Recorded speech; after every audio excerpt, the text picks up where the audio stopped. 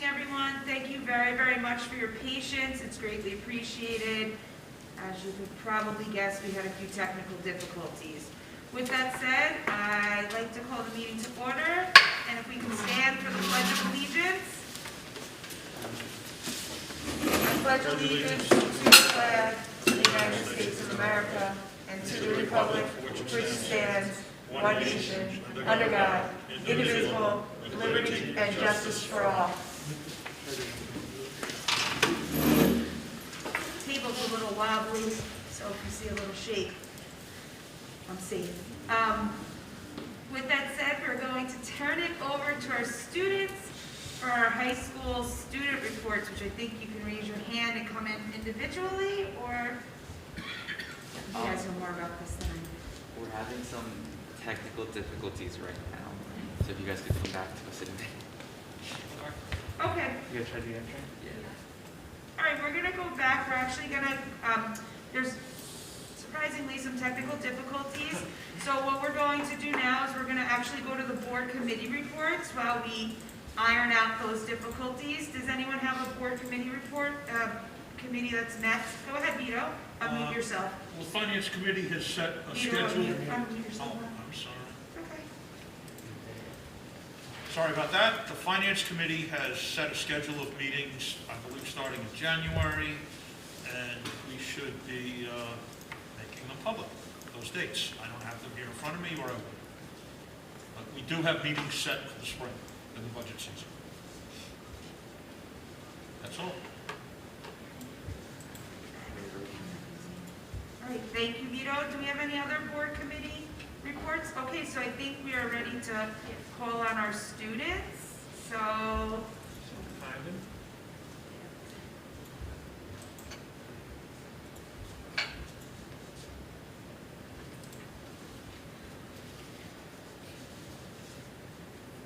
Hey, Grant, you're up. Hi everyone. My name is. I put Brian on and Maria on. Sorry, I wasn't sure who was going first. Here you go. Take it, Maria. Go ahead. Hi just everyone. unmute Maria, Oh. sorry. Sorry. Hi, my name is Maria Capasso. I want to formally introduce myself in person. It's nice to see you all. Let's get started with the high school updates. The Math Honor Society had their induction last week, and members will begin their virtual tutoring this week. The Science Honor Society had their elections today, and they're beginning tutoring students who need help with sciences starting on Monday. The National Honor Society induction is tomorrow night at 7 p.m. 53 new members will be inducted into Eastchester's chapter and celebrate the Honor Society's 100th year anniversary. Members have already begun their tutoring as well. Finally, the Roe Cabo Social Studies Honor Society is having their induction on December 21st at 7 p.m. and elected new officers last month. EGO is going to fill the school with holiday cheer and decorate the cafeterias and hallways with holiday decor. They partnered with the Athletic Council in paying for holiday decorations so that they could bring more spirit to the high school before break. EGO's annual November toy drive ends this Friday, and they have collected over 500 toys so far. They are currently taking donations from students who bring them in, as well as monetary donations on students' MyPayment Plus account that they use to pay for school lunches. We encourage all board members and anyone listening to donate if they have the chance. Tomorrow, between 12 p.m. and 3:30 p.m., EGO officers will be at the lower gym entrance to take donations from any community members or fully remote students. EGO is also doing their annual Stockings for Soldiers drive and hope to send them out next week. The Student Athletic Council is working on their Spirit Initiative for the senior athletes. Each senior is going to get a large poster of themselves with a photo of them and their sport, which will be hung up around the gym during their respective seasons. Additionally, they're working with the town to create care packages and handwritten notes for Eastchester senior citizens in hopes to lift them up for the holidays during these tough times. The Future Business Leaders of America, or FBLA, had a meeting Monday and began signing up new members for events for their virtual conferences in the spring. The events have topics ranging from public speaking to securities and investments to economics to marketing presentations. Fundraisers to help cover the cost of state and national membership dues will start in the coming weeks. The Spanish Club is having their December event next Wednesday at 5 p.m. Members will be participating in a festive virtual paint night to get in the holiday spirit. All materials and directions are going to be given by a local artist. Additionally, the Italian Club fundraiser is selling ornaments and tote bags to help New York's oldest Italian-American souvenir shop is ending this Friday. Eastchester's Model Congress team had a very successful conference this past weekend. They virtually attended the Yale Model Congress Conference and spent over 15 hours in committee sessions with their mock congressional committees and simulated debates on bills that they made to be introduced to the floor of Congress. Special shout out to Jenna Handel for receiving an honorable mention in her committee. Going Green Club elections are going to be held this Friday. The new officers will help plan and carry out the Equilibrium Project, a nationwide project for high schools that's working to stop climate change around the world. The Eaglet, the high school's newspaper, will be releasing their November edition shortly. Pieces due last Friday will feature in-depth stories about the Eastchester's November events. In terms of sports, track has started practicing outside, and they are definitely looking forward for their upcoming meets. Outside practice for cheerleading has started as well. They will continue to have their weekly practice to get ready for their season that will hopefully start up in January, along with the rest of the winter sports. On a positive note, the registration for these winter sports came out this week for students to sign up, so we're definitely heading in the right direction. Furthermore, after-school workouts are off to a great start to get students in shape for possible upcoming seasons as well. Relating to physical education, hybrid students are very happy to be starting socially distant Frisbee. Prior to this, students were walking the track 6 feet apart, but with the colder months, another activity has begun, which is a nice change for the students and keeping everyone engaged and being active. These next 2 weeks are going to be very exciting for Eastchester seniors. Students who opted to apply to college's early decision, a binding program that upon acceptance, students must attend the school, will be coming out shortly. And since we won't have any more meetings this month, happy holidays.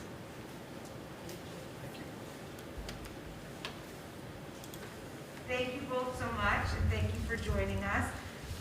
Also, I know I mentioned this last week, or the last time we met, it's great to see how many activities the students are participating still during these times, but also it's great to see a lot of the community outreach and charity work that the students are doing, especially during these times. So thank you very much for that on behalf of everyone. It's wonderful to see all the activities and especially the community outreach and charity events that are going on. Thank you very much, and happy holidays. And does anyone have any questions about anything?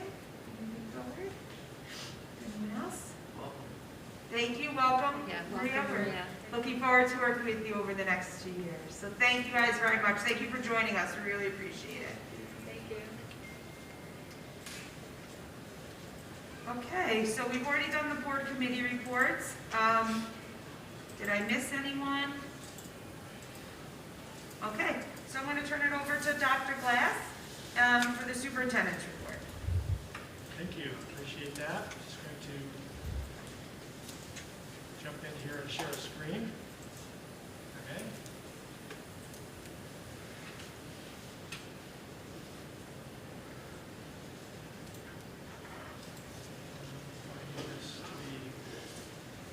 Here we go.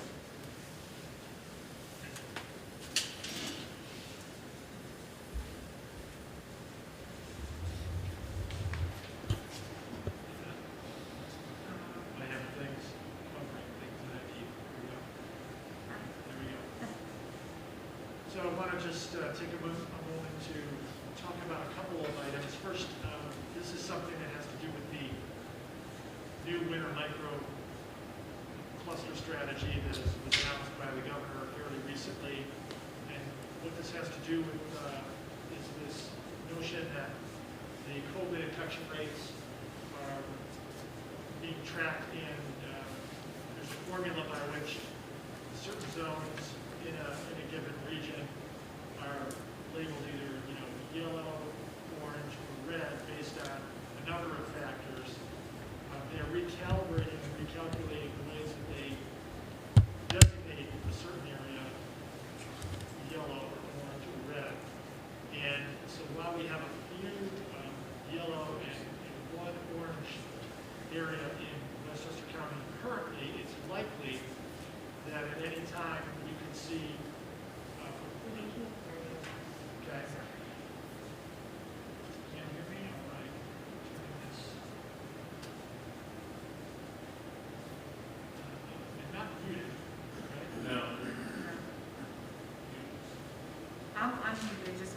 talking to me. Can you guys hear me? Dave, I think we need to.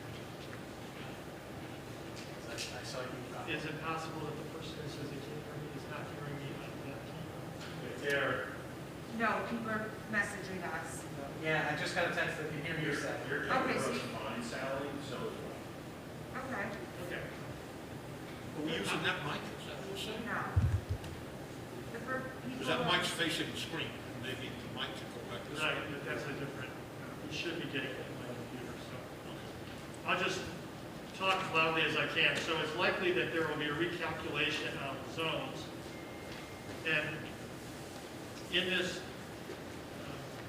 new calculation, we could see more yellow and more orange and even some red zones in the county, and we're preparing for this. The philosophy, though, is that communities would be aware when their rates are high, and the philosophy as stated by the governor is also that schools tend to be have lower rates of infection and tend to be safer places than generally other places in the community.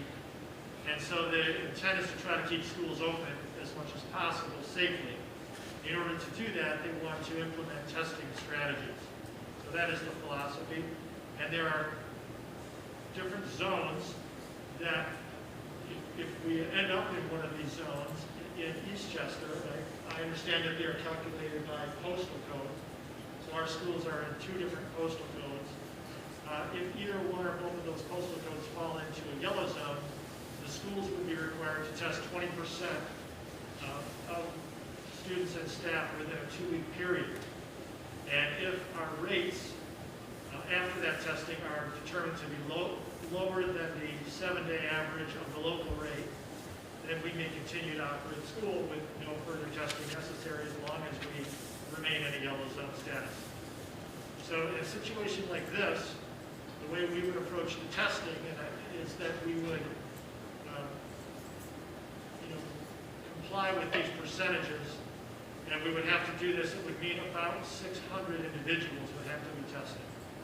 And of course, that would be comprised of all of the students and staff at the 5 different schools, 20% at each school. So we're in the process of planning for how we would accomplish this. The Westchester Department of Health is willing and able to distribute free test kits to the schools. Test kits are the Binax Now tests, so they're basically a card with a swab. The swab goes in the nostril by a trained individual, a nurse, and it goes into the lower part of the nostril. It does not go up into the sinus cavity as many tests do. And then it is inserted into a card with a solution, and in 15 minutes, you have a result right then and there. So there's a whole protocol and procedure that we would use in order to set up this kind of testing over a period of 2 to 3 days, or to comply with it in a 2-week period. And once everyone were tested, we would be able to continue operating. Another scenario could be if the school finds itself in an orange zone.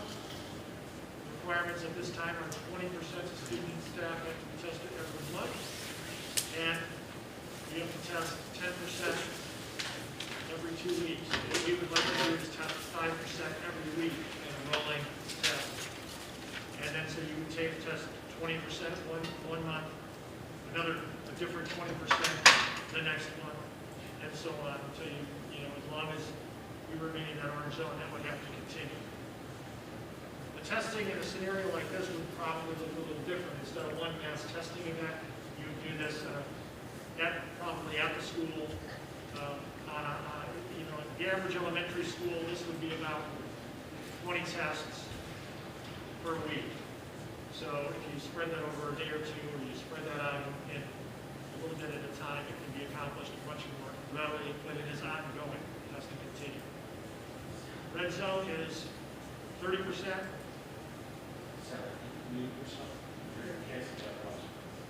Okay, but when I wasn't muted, people said they couldn't hear the right turn line.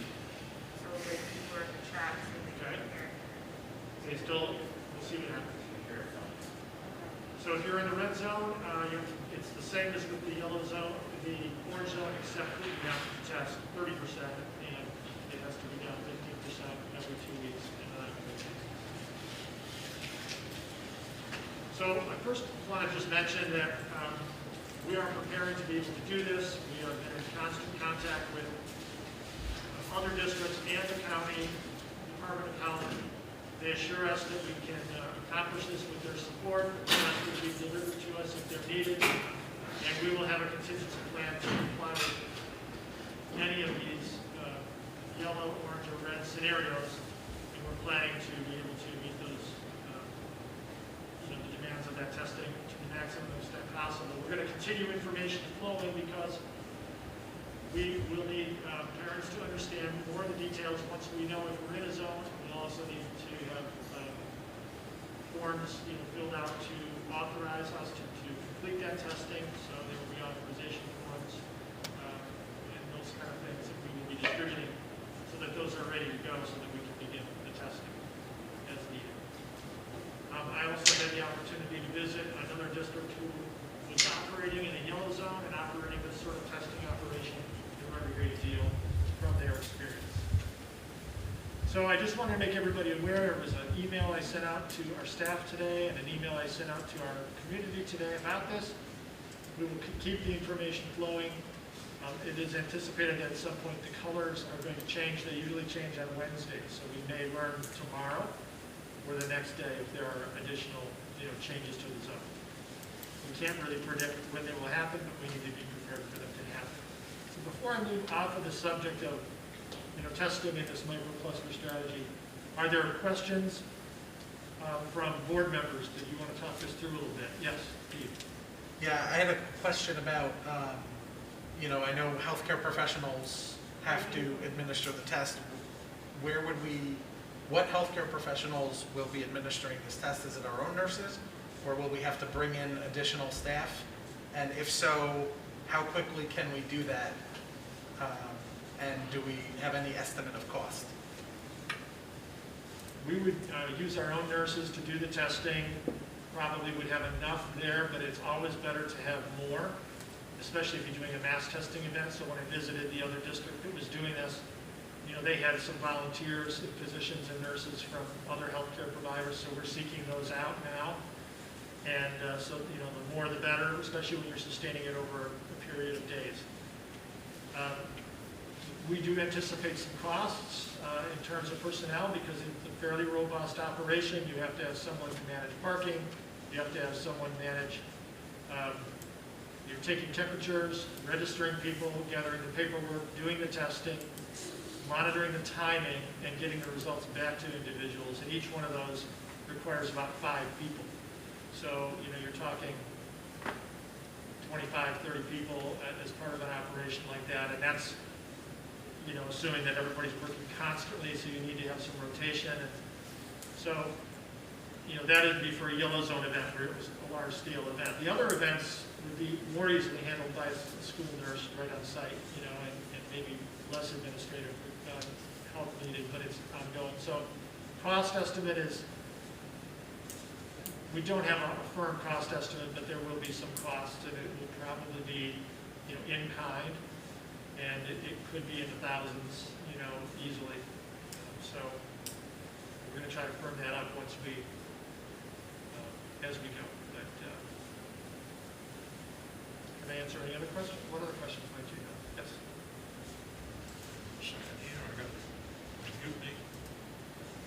Have you received any guidance on how to select people to be tested? Yes, we have not received specific guidance on how, until today, we got a little bit of guidance from the Department of Health as to the intention, which is what you'd expect. So they want to see a cross-section. That's why I'm asking. And if you have 5 first grades and you test 20%, you pick one classroom. That's Right. not very accurate. So are we going to do like every 5th name alphabetically? Are we going to do, if there's 5 first, one per grade and then go back, one per class? There's got to be a process whereby if 20% are being tested, what is it, per week or per month? But let's assume it was 20% per week, that if I'm a student, I should expect to be tested every 5 weeks. I shouldn't be tested this week and then next week. You know what I'm saying? Yes. So There should be some kind of a guideline on how to perform the testing. And I think that would probably be a good thing to have in place before we get declared one of these colored zones. we have been seeking that guidance, and no one's been able to provide it until today. However, I would say that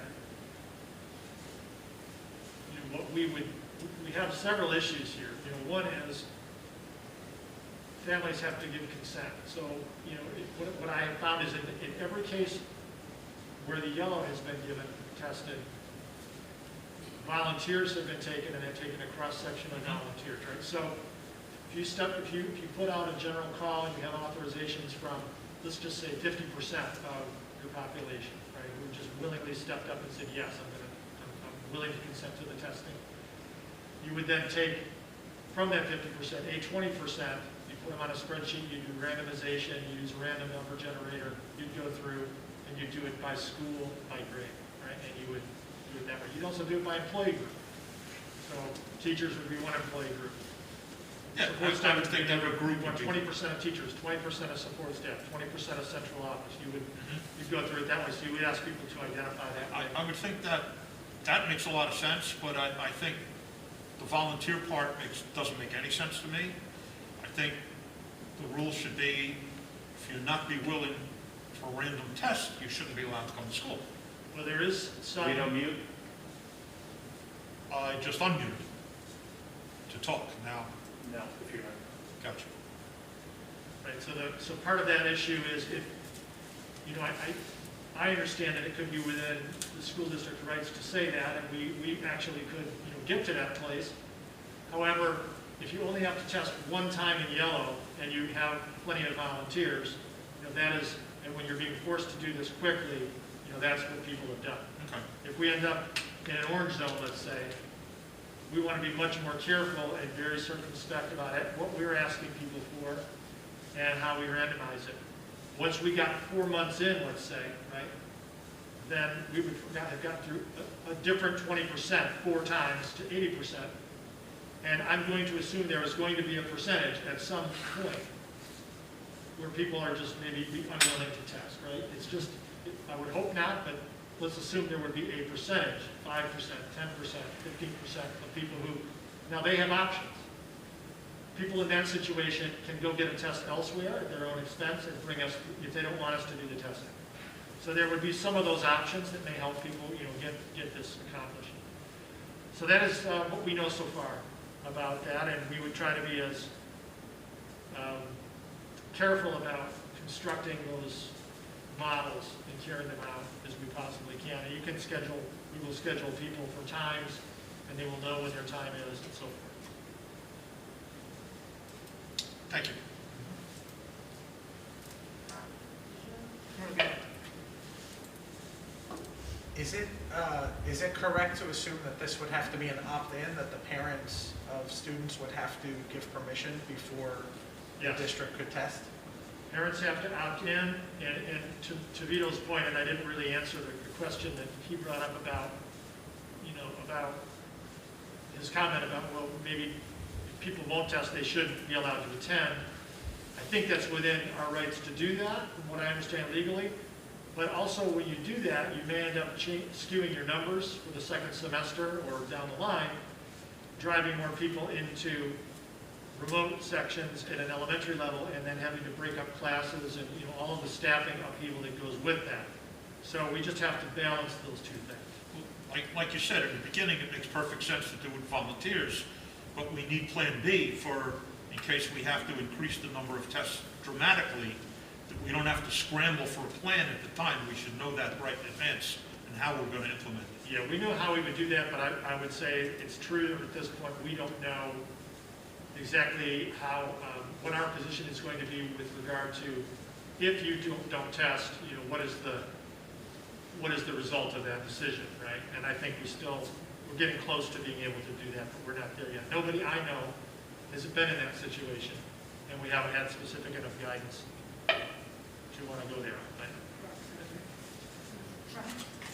So I assume that once a parent opts in and says, yes, my child can be tested, it's good for whichever color we're in and as many times as they have to be tested. I would assume that it's a once in, you're in for good. You know, whatever the issues are, whatever decision we make, whether you can come to school, you can't come to school, once you've opted in, you're in. That is correct.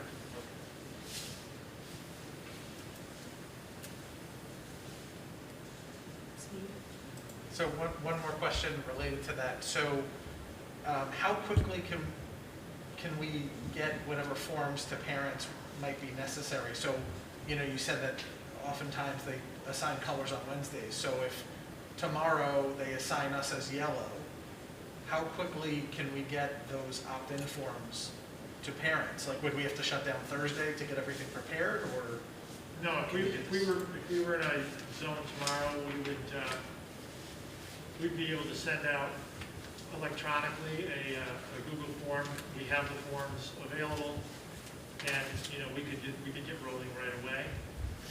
And if we went into something, you know, tomorrow, we would be probably, you know, looking at testing the following week sometimes, because we have holidays coming up, and a short week, you know, after that, we'd have to move pretty quickly if we were yellow tomorrow.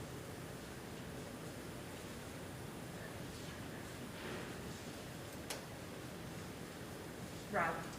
So I'm just going to read some of the questions, even though we didn't get to the public part of comments on this, and you answered one of them about a parent being able to test privately with their physician and bringing the test results in, and then the follow-up question to that was how much time would a parent have if they did decide to do that option of providing a private test? As long as the parent could provide the verification within the window that the state calls for, so within the month, probably, depending on, like, so if they were, let's say we were yellow, we would have a 2-week window, right? So if we were yellow, hypothetically, you know, tomorrow, right? Parent decides, you know, Thursday, Friday, I don't think I want to consent to this, I'd want to do it on my own. They would have enough time they would have it for 2 weeks from the first day, right? So also, theoretically, as I haven't really experienced this, but I would think that we could make some arrangements to move them to another cohort if the testing were delayed, they didn't get the results. You know, you could probably substitute people. You just have to hit your 20%. Well, that's what I was going to say. You just have to hit your 20%. That could be the Yep. issue. I'm sorry. So I assume then that you might have to test more than the 20% just to make sure you ended up at that number. Correct. So it never hurts to go a little, and we've heard that from people who've done this, yeah.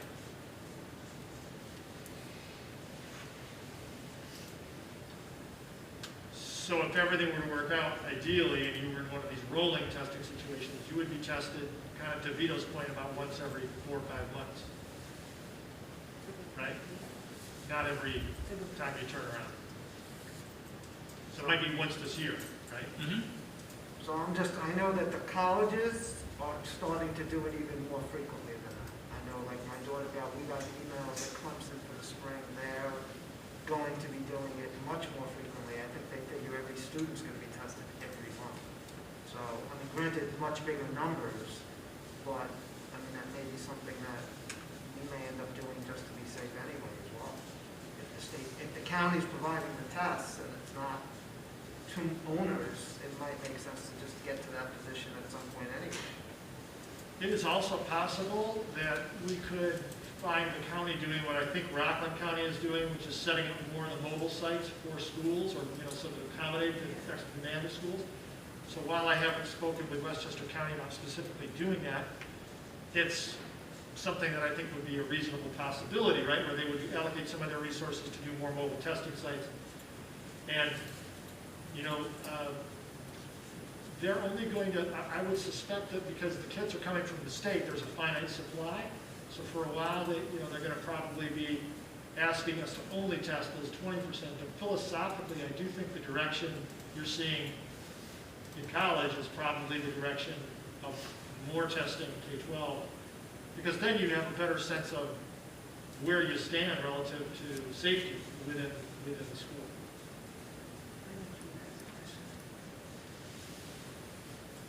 Judah? Yes? No. I'm sorry. Judah? Yes? He's off. Here's Steve. I said Judah. Oh, I'm sorry. It's okay. Oh, Judah? can you hear me? No. Can you please Okay. repeat that? The question was, does it make sense to maybe start putting out the materials in anticipation of this coming, to start collecting the opt-ins from now and not wait until we're required? Yes, I will probably send opt-ins tomorrow. I sent out just general information tonight. More information will roll out, in the coming days. I want to make sure that the opt-out form I send is carefully crafted so that I don't have to, redo one later.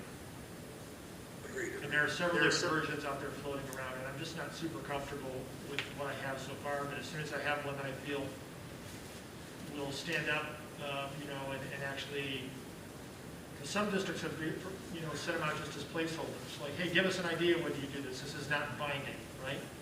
Others have sent out more binding ones. And so I want to make sure that I've got the right one when I send it out. But it'll probably come out tomorrow. Rush back if it's not ready, but I don't want to be waiting to do this after we find out we're in yellow and then need 2 days to figure out what the opt-in form looks like. Yeah, that's the idea, is to have all the opt-ins ready to go. It goes a little bit hand in hand, though, with what I could see that in some cases, the more detail you can give about exactly the process may determine whether someone's willing to opt in or not. So, for example, what we have said is we want children to be, parents have asked, can I be with my child when they're tested? Right? Our intention is yes, we do want that to occur. How we structure it to make that so may vary between a yellow and an orange scenario, right? So, I want to make sure that if I'm sending it out and I'm saying, yes, you can be with your child, yes, these are the conditions under which you're agreeing, that they're not going to change too much. But I think we're getting very close to that. Right, that's it. Do you have another? No? No. I thought you were calling me. No. You can't see my real face. That's not So, if any other questions along this line? So I want to just thank you for everybody for your patience with this. It's something that the guidance has shifted and will continue to evolve and shift. And we have most of this at hand now. We'll begin to get more information out to you. I also just want to, remind everybody that as we pivot into the next year, into 2021, we're going to be trying to keep our focus, beyond just these kinds of issues, and start maintaining, make sure we have our focus on strategic items and the work that we want to accomplish long term as well. So we'll be digging into some of that work, getting started again with strategic planning, getting started with more work around the technology vision process that Scott Wynn and others and Bill Lund have been leading, and we're excited about moving that forward as well. And we're looking forward to turning the page in 2021 to, yes, accomplishing all of this with COVID and safety. We'll also be moving forward on some key initiatives and doing that together as a board and administrative team. And as we look to the second semester, we'll be getting information out very shortly as to choices that people will have in terms of virtual or hybrid or that kind of information, because people have done a pretty nice job sticking with their one semester commitment, and there'll be time to revisit that commitment here as we head into the February second semester. So more information will be coming out, so people will have time to make those choices, and we'll have time to schedule for those. So look for information along that line as well. Thank you. That's my report.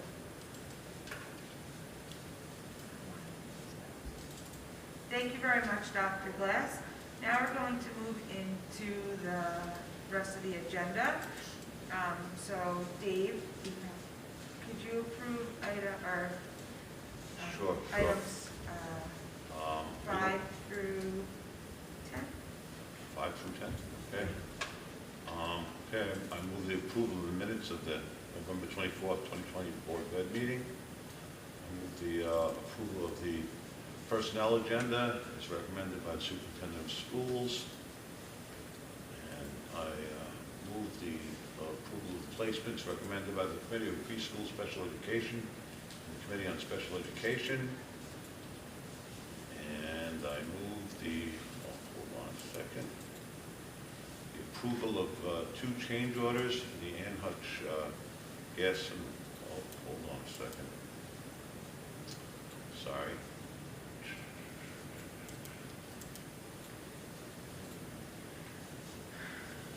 Sorry, it was in a second.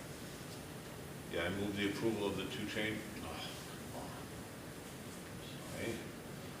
The 2 change orders, one for $5,857.93, and the other for $3,479.95.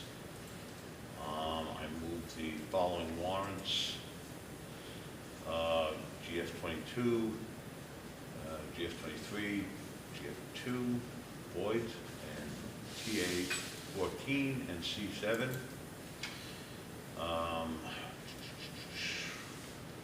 The budget transfers were over $10,000 for the month of November 2020, as documented. I move this consulting agreement for the leadership consulting services with Dr. Jeffrey Young for the 2021 school year. And I move the contract for contract for educational services for 2020-2021 with the Pleasantville Union Free School District for an estimated annual cost of $62,212. And then move the adoption and disposition of materials as listed.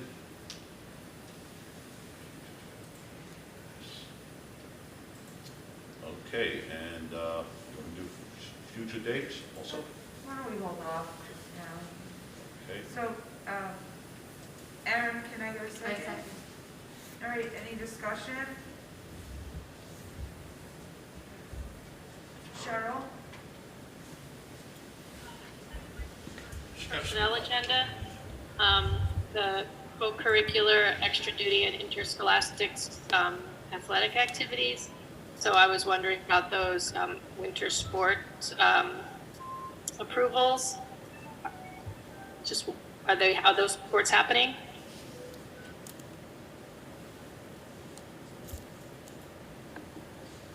Winter sports may happen. Winter sports may happen, we're just waiting to see. Fall did happen, winter could be happening, and, some sort of season could be, rescheduled or held, so, we're just holding steady to see what happens.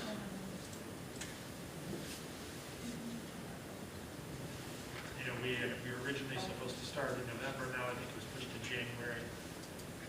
So seasons are being, go ahead. For the low and moderate risk sports, right? But these would be more higher risk sports. It looks like wrestling and basketball. I was curious if those were happening.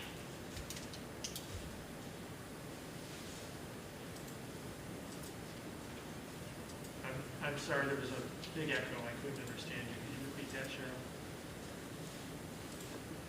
I saw that the low or moderate risk sports were happening, but these approvals would be for more higher risk winter sports like wrestling or basketball, so I was curious about those in particular.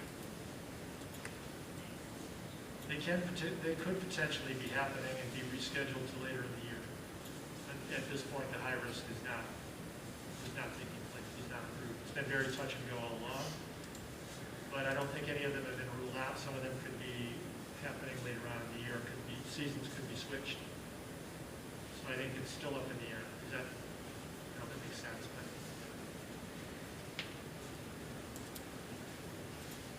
but. Anyone else? Going once? Going twice? Okay, so all in favor? I seem to forget that. Anyone opposed? Okay, our future meeting dates, January 12th, 2021, January 26th, 2021, and February 9th, 2021. Now we've come to the comments from the public portion of the agenda. I'm going to read this out as I do before each time of comments from the public. Once we don't have any in-person attendees, so what we'll do is if you would like to speak, you'll need to use the raise hand feature. We're not going to be answering questions from the chat. We will let you in as a panelist. You'll be able to ask your question or make your statement. But please know I'm going to read this, and this is what we try to follow. Our Board of Education is here to serve the community and values your partnership in education. We're very happy when community members attend our meetings, and we welcome your comments during the public portion of our meeting. Please bear in mind that public comment designed for members of the public to address the Board of Education rather than a time for dialogue. To facilitate public comment, the board asks that comments be limited to 3 minutes and basic norms of civility be observed. Please refrain from comments involving individual district personnel or students, as such matters should be addressed with the administration.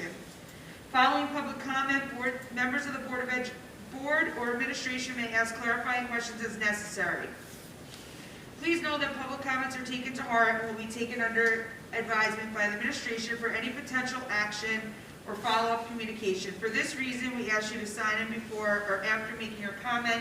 In this case, we do ask you to say your name, because sometimes your name on your screen is not who you are, and then to put your email address in the, you could send it to us, the panelists see it, not in general, or you can email it into one of us if you would like a follow-up. Just a reminder, this is not like the PTA Council question and answer or the coffee that was held today. So, like I said, it would be, limited to, please refrain from making comments, and it's designed for members of the public to address the Board of Education rather than a time of dialogue. So if you'd like to make a comment, or if you would like a question that we can maybe follow up on, or the administration can follow up on, if you wanted to use the raise hand feature now, we'd be happy to call on you and let you come into the meeting, and then you can share your comment with the public and us, obviously, and then we'd be able to move forward from there. So if we have anyone that would like to do that.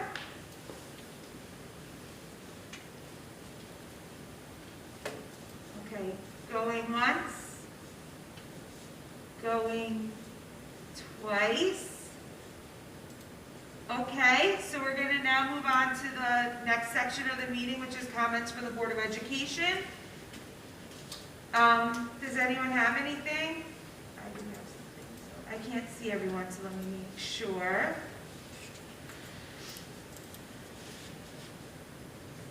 Tara? Hi, everybody. I just wanted to thank Dr. Glass. I know that your hard work has just been unbelievable, and thank you for servicing all of our children in the community. I did have a question, though. As we all see that, unfortunately, COVID is on the uptick, would there be a consideration if things get totally out of hand and COVID is spreading horribly so? Would there be a chance that school might be closed for a short period? Because to be honest with you, I want my child, and I know so many of us want our children in school, but it's such a scary time. So I didn't know if that was a consideration as well. Yeah, thank you for the question, Clara. It's certainly possible for us to make that decision at any time that we feel we should. And you as board members, if we were to feel that that was something we should do, we would be consulting you on that as well. But at this point, fortunately, I don't want to jinx it, so I'm knocking on wood here, but at this time, we've seen rates stabilize this week. It's been a little bit better. And as we were sort of bracing for the post-Thanksgiving, bounce that we thought we might have, and thus far have not seen it, but we had a pretty rough couple weeks prior to that. So what I'm sort of thankful for is that due to the protocol that we currently have, we're not seeing spread within our schools. When we quarantine people, through all the cases that we've had, we're not later finding out that there was spread between those quarantined people and that they are now infected. So the quarantining strategy, as it's been given to us by the health department, has worked pretty well to reduce the spread within the school. That's really good. And also, once we reach a certain threshold, we can't really find enough substitutes. So the system has its own way of sort of self-regulating and shutting down a school or two where the cases are rising. So as difficult as that is to be quarantined, at least it does seem to be stopping the spread. If we get to a certain point, and I don't know that I can tell you quantitatively what that would be, but when you start seeing, one superintendent colleague in another district said, "We got crushed last week. We're shutting down for a week, right?" I mean, it's happened to several districts. They just got crushed. A lot of cases, and it just makes sense to be able to do that. And we have, under the law and under the executive orders and things we're functioning under, we have the ability to close at any time we feel is necessary. And I would not hesitate to make that recommendation if I felt that it were necessary. Right now, cases have stabilized, and I'm thankful for that, and I'm hopeful we can continue moving forward. But feedback that I get and the case information that I have is pretty good guidance going forward. It will always keep in mind that it may make sense to close at some point. But right now, we haven't felt that need. I think we've been close, but we haven't felt that need at this point. And it seems to be trending in a good direction, and I'm hopeful it stays that way. And I want to thank our families for doing the right stuff outside of school, for putting us in this position, and I hope it stays that way.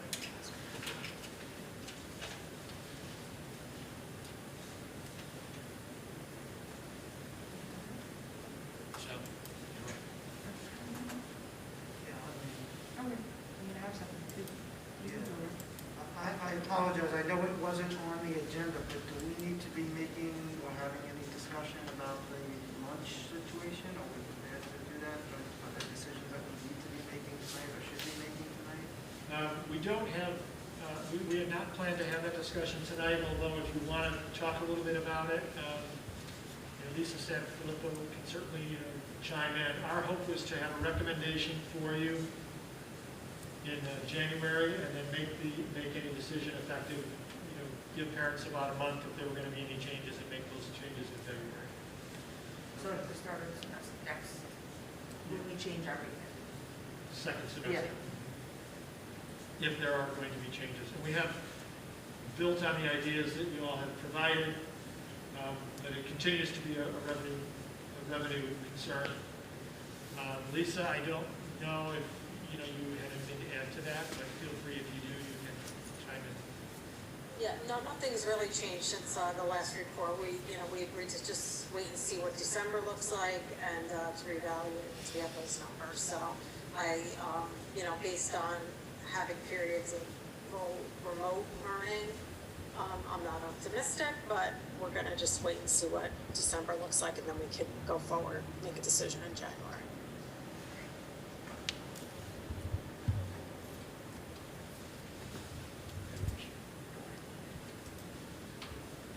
Just a quick question, and you might not be prepared for the answer, but several meetings ago, we had problems with the field usage, with the bicycles and all that stuff, and we took actions to mitigate or eliminate those problems.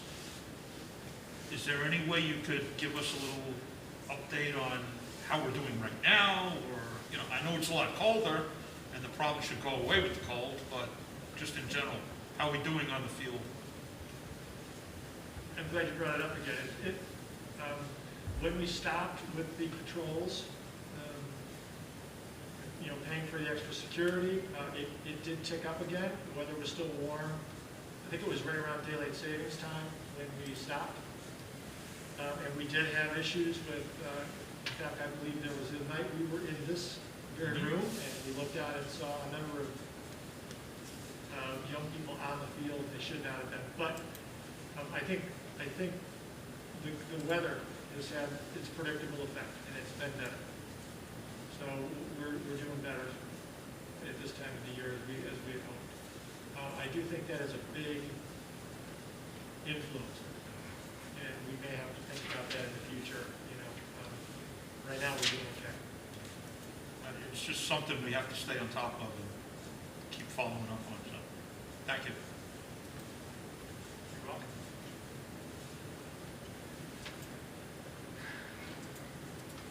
Any other board members? Judah? I know we have a lot of services for kids and families. How about, how are the staff coping? We getting the temperature read of the, with schools opening and closing because of, substitution issues and all that kind of stuff. But how are they doing? As we heard in our coffee chats with staff and our coffee chats with everyone, and everything that I'm being observing and I'm hearing and in dialogue with various people, and I receive emails, and so all the feedback that I'm getting at this point suggests that people are tired, they're weary, they're scared, and some of them have been quarantined 2 and 3 times, and it's just getting difficult, right? So I also think that we are seeing some families who are asking whether they can keep their children out. And when they ask about that, say, well, I'm not fully remote, I'm in the hybrid model, I just like to take my children out till the holidays. Okay, when that starts to happen, I think there's a psychology that takes hold that says, why is that happening? Are people perceiving it not to be safe? Are they being preemptive? And it does start to affect how well we can operate the classrooms. We have people missing all of a sudden. It complicates matters, and it makes people wonder, if others aren't wanting to come, is it because they know that maybe they're not maintaining social distancing and they're doing it preemptively? Is it because they don't feel it's safe? And if they don't feel it's safe, maybe I shouldn't feel so safe. Right? So all of this goes on. I can't say that I fully understand all of that, but I know it's happening. I know people are concerned, and they're worried that they're going to get quarantined, from now until the 1st of January, or into the holidays. And if that's happened to you a couple times, you don't want it a 3rd time. And people they're stressed and they're worried and they're tired. Now, all that said, I'm just going to tell you straight, that's my perception, and I think I'm pretty on with that, but not to suggest that people are whining and complaining and not doing a magnificent job. It's just, these are tough times for everybody, everybody in every walk of life, no matter what your business is, in your family. Teachers are no different. They're just struggling with it, right? So we're trying to understand it. We're trying to listen. We're trying to be responsive. And, we have some ideas of how we can help meet their needs a little bit better, but a lot of it is just, part of it is just validating, but at some point validating gets a little old, you just get tired. So we have some amazing people, but yeah, it's hard on them. And I hope, and I know, Claire is on, I can see that Claire DeLongchamp, our ATA president, is on this Zoom watching the meeting. So I hope and pray I haven't mischaracterized anything, and if I have, forgive me, Claire, but that is my sense, since you asked, Judah, and I appreciate you asking. It's good that our board wants to know that stuff. It's a tough time, so your understanding and anything we can do to support our teachers and our support staff who are all working very hard. And by the way, staffing levels are, we're thin all the time. They're just people out for various reasons or they're quarantining. So everybody's, nothing is standard. Everything is custom. Everything is filling in the blanks and making up for something that's not, people are doing it willingly, but they're getting tired. We need that vaccine to come through. Any other board members? Cheryl? Follow up on that, because Claire did chime in on the chat, and she also spoke at the community relations meeting about staff morale, which was right before Thanksgiving.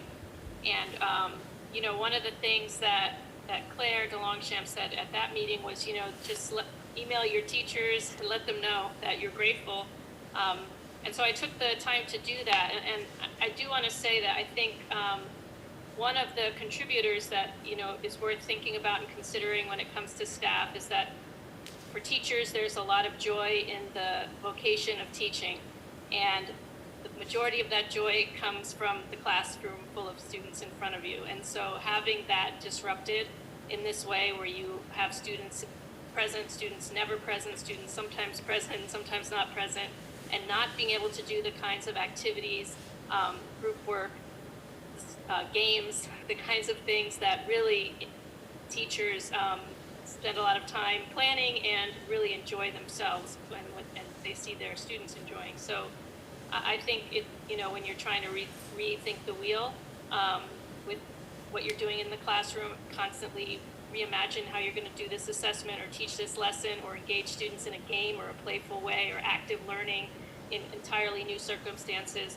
There's an increased workload, there's the stress and anxiety of the pandemic, there's families, your own family and children and grandchildren to think about and parents, but on top of it, a lot of the rug has kind of gotten pulled out from under the joy of teaching and trying to figure out a way to be able just to play with students again, and do those sorts of active learning exercises. So I wanted to mention that. And it was good advice to just send an email. They were quick emails to my son's teachers with some details about what I really have valued from what they're doing and the efforts that they're making in the class and how my child talks about his experience as a student in the class. And I got really positive responses. I think it was really meaningful. So just wanted to throw that out there. Sometimes a quick note or email can make a big difference. Thank you, Cheryl. Tara, I think that you had your hand up, or maybe you're just waving. I also wanted to continue the sentiment of how grateful we are for the educators, and I also attended the Community Relations Committee, and I contacted my son's classroom teacher, who's been absolutely fantastic through this whole pandemic. She's prepared, she's energetic, and we're also appreciative of her, as well as all of, as Cheryl mentioned, the teachers that are doing the specials are fantastic. And my son and so many of the other children look forward to going to school, and not only just seeing their friends, but being able to see them online. And I know in particular with Greenvale, there's a cultural arts event on Thursday, and that's something that, the kids are looking forward to. But I, as a parent of a, elementary school child, I am once again very appreciative of our educators, and thank you, Dr. Glass, for putting us in the right direction. Thank you, Tara. Anyone else who? I really have a blind spot. I'm screening for so many. Okay, well, I wanted to say a few things. Over the past few weeks, I've actually had the opportunity to participate in some of the activities and classes here at the school. I was able to work with the 8th grade guidance counselors on a career seminar program. I've worked with them before, and I was very happy to see that they were continuing this. I was also telling my parents who are former educators about how it was an 8th grade career workshop, and they were very impressed to hear that it was started in 8th grade, because a lot of times career, thoughts of career and pointing you in the direction of a career doesn't begin until maybe 11th grade in other districts. I know when I was in high school, if you've ever heard me speak, I didn't know what I wanted to do. I still will change my mind deeply, but I think that being in a middle school setting, when you have the opportunity to then take courses in high school, and it was great to hear a lot of the students ask questions about, well, if I wanted to do what you do when I grow up, what classes should I take in high school, or what classes do you recommend? So I think that the 8th grade guidance department, the guidance department overall, does an excellent job preparing our students from the middle school to get into the high school and then help them further career as they go down. I know they spent a lot of time working on this. They gathered questions from the students. They put together Zooms. It was wonderful. I had the opportunity to see a few of the other participants, so it's a really great job. So kudos to the middle school guidance department. I know they all worked together on it. There's a bunch of them, so it was great to see. So great job. A few weeks ago, Dr. Glass and I actually were in a government class, and that's always a fun experience to get to go into that class. And I just wanted to say, I really was amazed. The students were wonderful. They asked us very difficult questions, and it was great. I mean, I was stumped for a minute or two at one point. I was just like, wow, I wish you would have given me the questions beforehand, but here we are. So it was great to hear from the students and like maybe what new classes they wanted and what avenues to take, and we were able to point them in the right direction. But I just wanted to say something about the class and Mr. Voorhees, and I'm sure that this is very typical of most classes in the district. Like, he was teaching to students in person. He had a PowerPoint up shared. He had 14 or 16 other students at home, and he had 2 presenters. Meanwhile, there are other people from the next class trying to get in, maybe someone who didn't belong in the class trying to get in. So all while we're presenting, students at home and in class are asking questions, reading a PowerPoint that's up there. He has to unmute people. He has to tell students in the classroom to sit down. He has to ask where someone is when they went to get a vitamin water. Student there's telling him what he ate for lunch. It was so much going on, and I cannot commend the teachers enough for what they do in regular times, but what they're doing now. And I do feel that the students in that class learned just as much if we would have been in the class. They asked us questions, they got the answers they want, they got the materials, they did their presentation. So I can't thank the teachers enough for what they are doing, the ways that they're coming up with to continue things. You know, when you have in-person presenters, now you're still able to do it via Zoom. So I think that teachers need to be commended and cheered and thanked and continue the hard work. So I feel it's not going unnoticed, and I think it's extremely impressive. So thank you very much for that, and I can't say it enough. I could go on for more time, but I know people don't want to listen to me talk anymore through a mask. So with that said, this being our last school board meeting, and what has been probably definitely one of the most unique, and maybe one of the hardest years of many people's lives, I wanted to say happy holidays, Merry Christmas, Happy Hanukkah, and Happy New Year to everyone in the Eastchester family, and stay safe, stay well, stay warm, and thank you. We're all very lucky to live, work here, and be together, so we're very thankful for that. And I just wanted to say, have a wonderful holiday season, and even better start to 2021. So thank you very much, everyone. And do I have a motion, Vito, to adjourn the meeting, and Rob? Seconded. All right, thank you guys. That's the end of 2020 school board meetings. Have a good night.